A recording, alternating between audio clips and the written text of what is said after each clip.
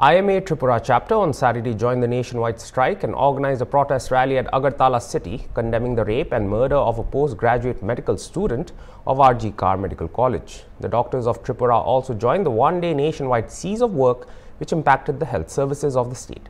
The doctors organized a rally in Agartala city and later lit candles. Speaking to Hornbill TV, President IMA Tripura state chapter and renowned pediatrician Dr. Sanjeev Debbarma said the demand is that those who had been involved in the heinous crime should be subjected to stern legal action. The IMA believes that the doctors and other medical professionals should have proper protection in their workplace. The authorities must be held responsible if there are any lapses.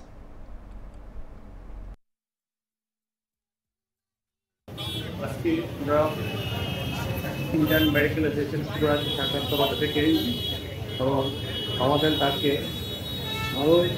আমাদেরকে স্বাস্থ্য organisation আছে এবং আমাদের যে শিক্ষা organisation আছে ওনারা সবাই মিলে আজকে আমরা একটা রিলে করেছি আমাদের একটা প্রতিবাদ জানানোর জন্য যে RG Kar হসপিটালে একজন টেস্ট মেডিসিনের পোস্ট গ্রাজুয়েট স্টুডেন্টের সঙ্গে একটা ভোরবঞ্চিত